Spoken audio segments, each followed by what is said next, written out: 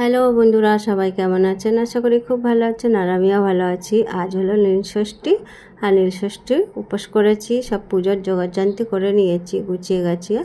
এবারে পুজো করব, ঘরে পুজো করব, তারপরেই যাব বোনের ঘরে।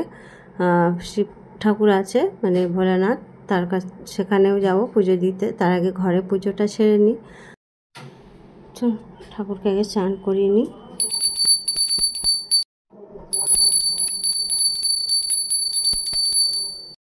আর ঘরে পুজো দেওয়া হয়েছে, যাই বোনের ঘরে পুজো দিয়ে আসি। ওখানে আছে মা কালী আর বাবা তারকনাথ আছে, ওনাদেরও পুজো দেবো। দিয়ে তারপরেই পুজো দিয়েই তারপরেই কিন্তু অন্য কাজগুলো সব ঘরে আছে করব। তবে মেয়ে কিন্তু ওরা নিরামিষ খাবে সবাই মিলে, তার জন্য মেয়ে রান্না করছে। আমার দিকটা আর আমার ওই দিকে রান্নাবান্নার দিকে আর যেতে হলো না। যখনই আমি কোনো একটা উপোস করি, এই মা কালী আর বাবা তারকনাথকে যতক্ষণ না পুজো দেবো ততক্ষণ আমার মন শান্তি হয় না। কারণ এনাদের আগে মালা পরাতে হবে ঘরে, দিয়ে তবে এনাদের একটু মালা মানে পুজোটা দিয়ে শান্তি। বাবা তারকনাথের মাথায় দুধ জল এগুলো ঢেলে নিই। আর আগে মন্দিরে যেতাম, এখন আর মন্দিরে যায় না, ঘরেই দিয়ে দিই পুজো। মন্দিরে গিয়ে অনেকক্ষণ লাইন দিয়ে থাকতে হয় দাঁড়িয়ে, ওই জন্যই ভাবলাম ঘরেই তো আছে ঠাকুর, এখানে দিলেই তাই যথেষ্ট। ওই জন্যই আমি বাড়িতেই বছর হচ্ছে বাড়িতেই আমি এখানে পুজো করি, আর মন্দিরে যাই না।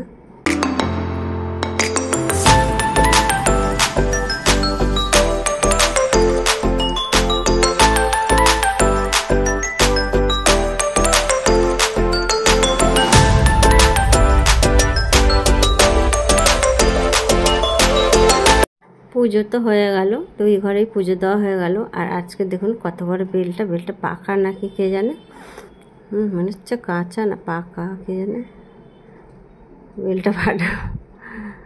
আর এই যে বলছি তোমার মাথায় ফাটাই একটু দাও বেলটা। আর কত বড় বেলটা দেখুন, এই বেলটা আজকে ভাবছি বেলের শরবত খাবো। আর দুপুরবেলা এই বেলের শরবত আর ফল খেলেই হয়ে যাবে, আর কিছু খেতে লাগবে না। আর একটু সাবুও ভিজিয়েছি, ওটা ভাবছি রাত্রিরে খেয়ে নেবো। আর বেলটা দেখুন খাটের ওপরে, খাটের এতে ভাঙলাম। আর দেখুন কি সুন্দর বেলটা, ভেবেছিলাম আমি কাঁচা বোধহয়, কিন্তু বেলটা খুব সুন্দর আর পাকা, কত বড়। এটা বেলের শরবত বানাবো, সবাই মিলে খাবো, হয়ে যাবে। আর বেলটা খুব মিষ্টি, অল্প করে একটু চিনি দিলাম, কারণ বেশি মিষ্টি ভালো লাগে না, একটু ছেঁকে নেবো ব্যাস। এই কাপের 1 কাপ খেলেই পেট ভরে যাবে, আর বেশি লাগবে না। একটু ঠান্ডা জল দিয়ে গুলেছি না, খুব ভালো লাগছে খেতে।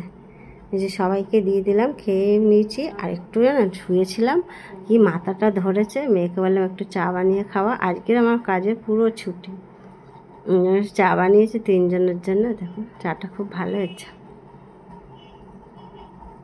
একটু চা খাই।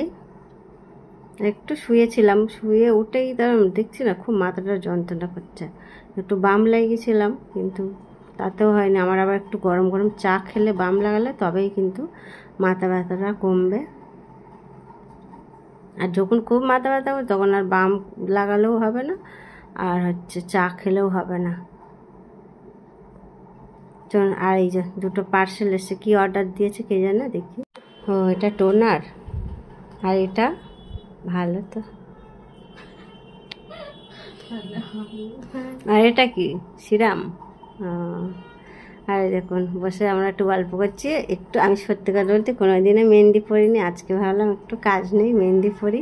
আর দেখুন পুচকুটা কেমনি করে বসে বসে দেখছে মাসির মেহেন্দি পরাটা, এই বলে রেখেছে। আর এরপরে আমি মেহেন্দি পরবো, হাতটা বাড়িয়ে রেখেছে, চুপচাপ মেরে দেখছে। দেখুন এই যে আমার হয়ে গেছে মেহেন্দি পরা, আর উনিও দেখো মেহেন্দি পরছে, আরেকজনকে দেখাচ্ছি।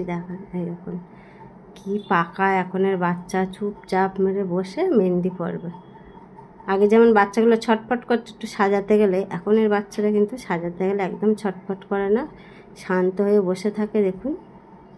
আর সেদিন 2টো বিছানার চাদর কিনেছিলাম না, তার মধ্যে দিয়ে এটা পাতলাম, ভালো লাগছে না, খুবই সুন্দর লাগছে চাদরটা।